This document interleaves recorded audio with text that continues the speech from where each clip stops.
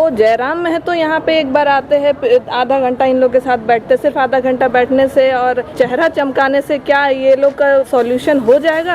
और कल का डेट में सरकार जितना ताकत लगाना है लगाए, जितना बल लगाना है लगाए।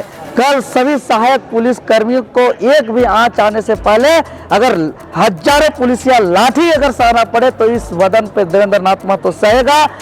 कि 2 बार सरकार के पक्ष में गया आश्वासन, वो झूठ बोले। तीसरा बार या तो करना है तो कीजिए, नहीं तो अपना वर्दी लीजिए। सेवा के दौरान 12 जवान अपना जान को भी गंवा चुके हैं, अपना परिवार को भी छोड़ चुके हैं, अपने बच्चा परिवार सबको अनाथ करके चल बसे हैं, लेकिन उसको आज पूछने वाला तो कोई नहीं है। पिछले कई दिनों से रांची के मोरहाबादी मैदान में सहायक पुलिसकर्मी अपनी मांगों को लेकर के आंदोलनरत है। कई नेता मिलने आ रहे हैं, चाहे वो विपक्ष के हो चाहे पक्ष के हो, और कई समाज सेवी भी उनसे मिलने आ रहे हैं। आज JBKSS के वरीय उपाध्यक्ष देवेंद्र नाथ महतो जी इनसे मिलने आए हैं, समर्थन देने के लिए आए हैं। सिर्फ समर्थन देने से ही या फिर मिलने आने से ही इनका उद्धार हो पाएगा, या फिर इनके साथ आप धरने पे बैठेंगे? देवेंद्र नाथ महतो आंदोलन का उपज है और अपना कर्तव्य पद से हम कभी भी जो है कि विचलित नहीं हो सकते हैं। इतिहास गवाह है, चाहे पिछला आंदोलन के दौरान अपना बदन पर पुलिस या लाठी को सहना पड़े, या खुले आसमान पर रात बिताना पड़े, या आंदोलन के पूर्व रात्रि 4 बार अपना डेरा बदलना पड़े, कुछ भी करना पड़े, चाहे हटवार तक का सफर करना पड़े, हम लोग सब चीज किए हैं। तो यहाँ जो सहायक पुलिसकर्मी जो पिछले 17 दिनों से जो लगातार आंदोलन पे हैं, इस भारी बारिश में छोटे छोटे दूध मुँहे बच्चे को लेकर के जो बहुत दर्दनाक दृश्य को देख करके आंसू झलकता है। आज शायद बताएंगे इस दर्द को तो आपके दर्शक को सुन करके विश्वास नहीं होगा कि किसी राज्य के वर्दीधारी पुलिस अपने सम्मान के लिए, इंसाफ के लिए, हक की लड़ाई के लिए जो है कि इतना संघर्ष करना पड़ता है।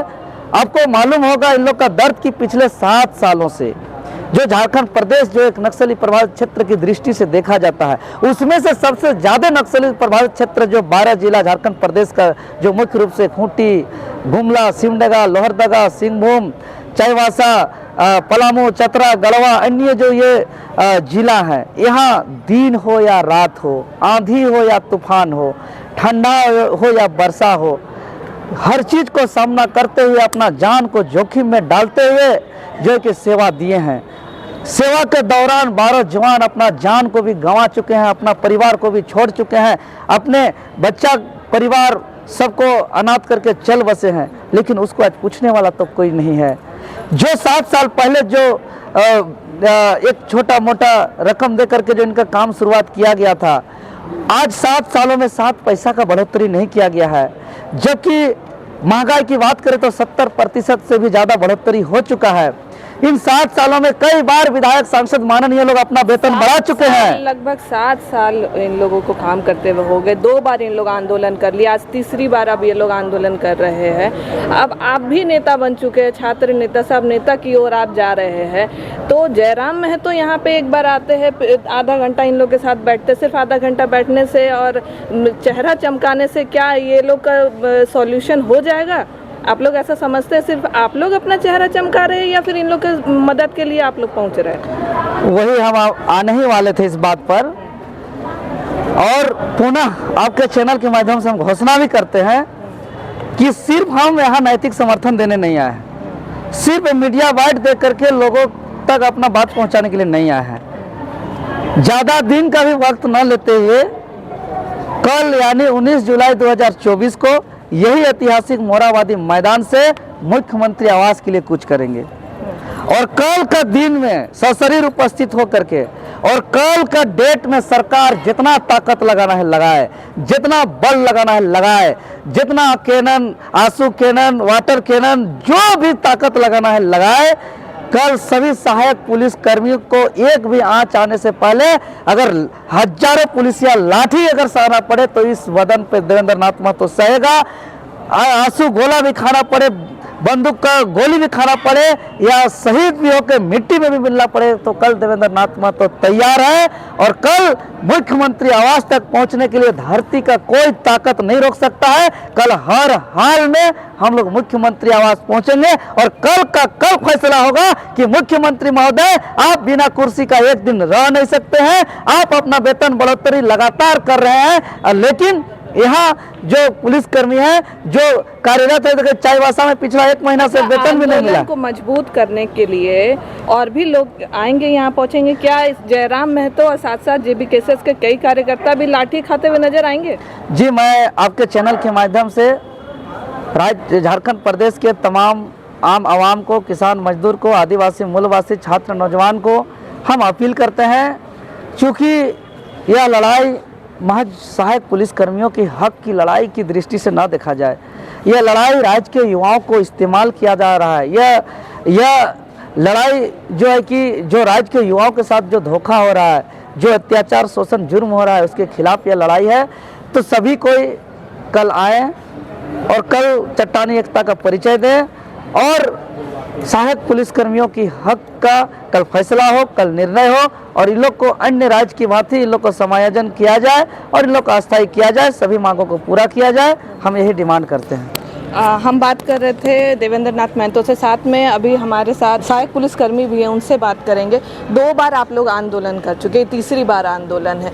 क्या लगता है कि फिर इस बार भी सिर्फ आश्वासन मिल के ही आप लोग वापस जाएंगे या फिर पूरी स्थायीकरण आप लोग को मिलना चाहिए? सरकार को 7 वर्षों में 2 बार उनका आश्वासन को हम लोगों ने सम्मान किया, 2 बार के आश्वासन को मान लिया। और 17 दिन के तत्काल जो वर्तमान में आंदोलन चल रहा है, 17 दिनों में 2 बार हम लोगों ने राजभवन कुछ किया। जो भी प्रशासनिक अधिकारी सरकार के तरफ से अपना प्रतिनिधि थे, उन लोगों का बात को सम्मान किया, बोले कि हम पहल करके उचित निर्णय तक पहुंचाएंगे। लेकिन आज तक 2 आंदोलन 2 बार रोका गया, वो सब झूठ फरेब धोखा साबित हुआ, विश्वासघात साबित हुआ। तो लोग भी तो लॉलीपॉप दे देते हैं और आप लोग लॉलीपॉप खा के चले जाते हैं हर बार। 2 साल तो यही हुआ, आप तीसरे बार भी यही करेंगे, तो फिर क्या आप लोग यही फिर आश्वासन लेके चले जाएंगे या फिर कुछ करेंगे? इस बार जो आंदोलन इतने दिनों से कर रहे हैं उसे सफल बनाएंगे कि नहीं बनाएंगे? हम लोग के कंक्रीट फैसला है, स्पष्ट फैसला है कि 2 बार सरकार के पक्ष में गया आश्वासन, वो झूठ बोले। तीसरा बार या तो करना है तो कीजिए, नहीं तो अपना वर्दी लीजिए। स्पष्ट है, हम लोग सरकार फैसला क्या लेगी ये तो उनका दिल और नीति नियत जाने, लेकिन और बार केवल आश्वासन से, केवल झूठा से, केवल विश्वासघात से नहीं मानेंगे। लड़ाई को अंतिम सांस तक लड़ेंगे और आश्वासन के तो कोई सवाल ही नहीं उठता है, क्योंकि आश्वासन सुनते, देखते, समझते, संवेदनशीलता, सकारात्मकता, आश्वासन फलाना ढिमकाना बहुत सुने, लेकिन अब उनके पास भी समय नहीं है, मेरे पास भी समय नहीं है। कल क्या कुछ होने जा रहा है? कल हम लोग सामूहिक रूप से जिनको भी हमारे प्रति हमदर्दी है, हमारे प्रिय चिंता करते हैं, सोचते हैं, सबका सहयोग लेकर कदम से कदम मिलाकर, जो पहले सुनते थे, पढ़ते थे, साथी हाथ बढ़ाना, एक अकेला थक जाएगा मिलकर बोझ उठाना, साथी हाथ बढ़ाना, उसी अवधारणा के साथ साथी कंधे से कंधा मिलाकर सरकार के दहलीज तक जा कर के अपनी आवाज़ को इंकलाब करेंगे कि श्रीमान, अगर आपके पास समय नहीं है तो हम आपके ही दरबार में आ गए हैं। इस न्याय को सुना जाए, समझा जाए, सोचा जाए और इसका यथाशीघ्र निदान किया जाए। इसके अलावा आपका जो करना है राजनीति कीजिए, लेकिन हमारा भविष्य, फ्यूचर, बाल परिवार, भूख दुख से खिलने का कायराना पूर्वक हरकत मत कीजिए।